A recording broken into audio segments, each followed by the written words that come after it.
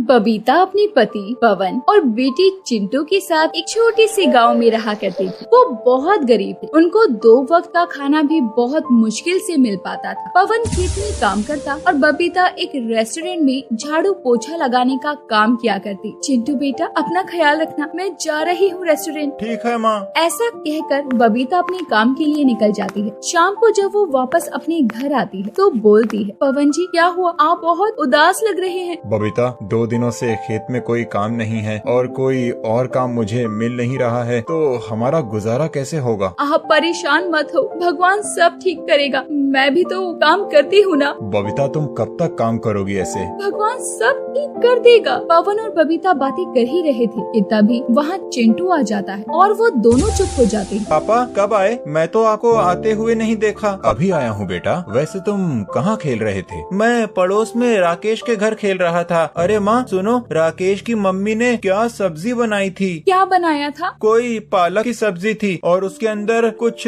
सफेद सफेद भी था। उसकी इतनी अच्छी खुशबू आ रही थी ना मम्मी, मेरा तो मन करने लगा कि मैं भी खा जाऊं। ऐसा क्या देखकर आया है तू जो पालक की सब्जी थी। अरे बबीता ये पालक पनीर की बात कर रहा है। आपको कैसे पता जी कि पड़ोस में पालक पनीर की सब्जी बनी है। मैं राकेश के पापा को बाजार में पालक और पनीर खरीदते हुए देखा था। अच्छा, तभी आपको पता है कि पालक पनीर की सब्जी है वहाँ। मम्मी आप भी कभी बनाया करो ना वो पागल पनीर की सब्जी। बेटा पागल पनीर नहीं, पालक पनीर। हाँ हाँ पागल पनीर। हाँ ठीक है, बना दूंगी। बबीता ने अपने बेटे से कह तो दिया था कि वो पालक पनीर बनाएगी, पर वो जानती थी कि पालक पनीर बनाना उनके लिए आसान नहीं है। ऐसे ही दूसरा दिन होता है और वो रेस्टोरेंट जाती है और देखती है कि रेस्टोरेंट में तो पार्टी हो रही थी। नमस्ते सर, आपने बताया नहीं कि रेस्टोरेंट में पार्टी होगी आज। बबीता मुझे भी नहीं पता था, ये तो सुबह ही बुकिंग आई थी और तुम तो जानती हो कि बिजनेस इस टाइम कितना गिरा हुआ चल रहा है, इसीलिए मैंने हाँ कर दी। अब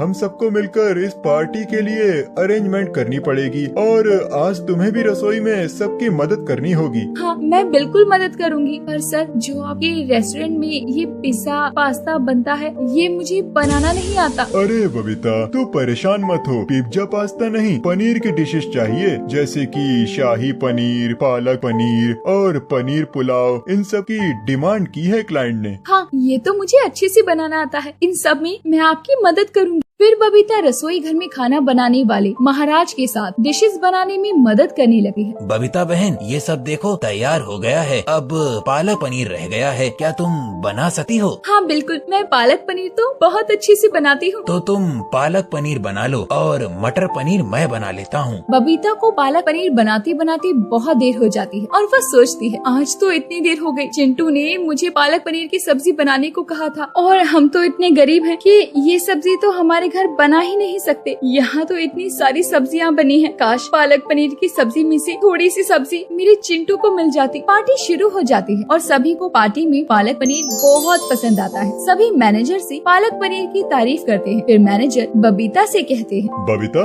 आज तुमने बहुत अच्छा काम किया है और तुम्हें देर भी हो गई है। तुम एक काम करो, पालक पनीर की जो सब्जी बची है ना वो तुम अपने घर ले जाना। ये सुनकर बबीता बहुत खुश हो जाती है। धन्यवाद सर। अब बबीता वो बची हुई पालक पनीर की सब्जी अपने घर ले जाकर अपने बेटे चिंटू को देती है। चिंटू देख मैं आज तेरे लिए क्या लेकर आई हूँ। मम्मी क्या लाई हो। तुम्हारा पागल पनीर। बबीता ने हंसते हुए ऐसा बोला और चिंटू को पालक पनीर की सब्जी परोसी। चिंटू देखते ही खुश हो गया। मम्मी ये तो बहुत स्वादिष्ट सब्जी है, ये किसने बनाई है। बेटा ये मैंने ही बनाई थी। पापा आज मम्मी मेरे लिए पालक पनीर लेकर आई हैं। ये सुनकर पवन हंसने लगा।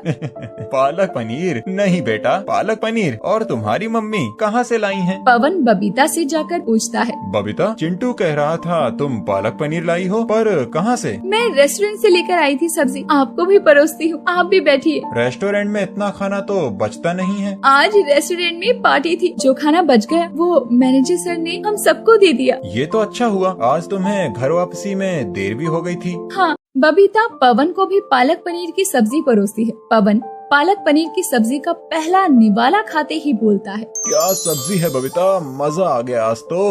ये सब्जी रेस्टोरेंट में किसने बनाई थी। जी मैंने बनाई थी, पार्टी की बुकिंग सुबह ही हो गई थी, इसके चलते रेस्टोरेंट के सारे स्टाफ को मिलकर मेहनत करनी पड़ी। बबीता तुम्हारे हाथों में तो जादू है।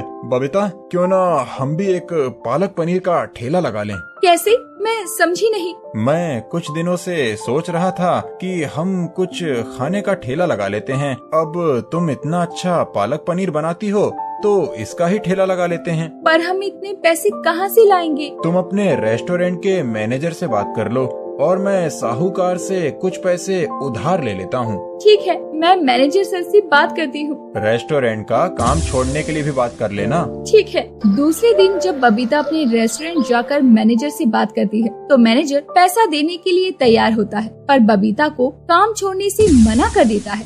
बबीता, मैं पैसे तो दे दूंगा पर तुम काम छोड़कर नहीं जा सकती। सर, मैं इतना सब कुछ एक साथ कैसे करूँगी? बबीता, अब ये तुम देखो। बबीता निराश होकर अपने घर जाती है और पवन को ये सब बताती है। पवन जी, मैनेजर सर ने पैसे देने के लिए तो मना नहीं किया, पर वो काम छोड़ने नहीं दे रहे। बबीता, तुम परेशान मत हो, मैंने साहूकार से बात की थी, वो मुझे उधार पैसे दे देगा। मैं कल ही जाकर पैसे ले आता हूँ। पवन साहूकार से पैसे ले आता है और उन पैसों से पालक पनीर की सामग्री का सामान ले आता है और फिर बबीता उससे पालक पनीर की सब्जी तैयार करती है। सब्जी तो तैयार हो गई, पर ये हम बेचेंगे कहाँ? मम्मी, क्यों ना मेरे स्कूल के पास आप अपने पालक पनीर की सब्जी का ठेला लगा लो। ये बात तो तुमने ठीक कही चिंटू। हाँ, वहाँ हमारा काम बहुत अच्छा चल सकता है। ठीक है, तो हम वहीं पर अपना ठेला लगाएंगे। चिंटू के स्कूल के पास बबीता अपना ठेला लगाती है और उसकी पालक पनीर की सब्जी इतनी स्वादिष्ट होती है कि जो भी खाता है वो उसके पालक पनीर का दीवाना होता चला जाता है और उनका काम इतना अच्छा चलने लगता है कि बबीता पालक पनीर वाली के नाम से फेमस हो जाती है और अब वो ठेले पर नहीं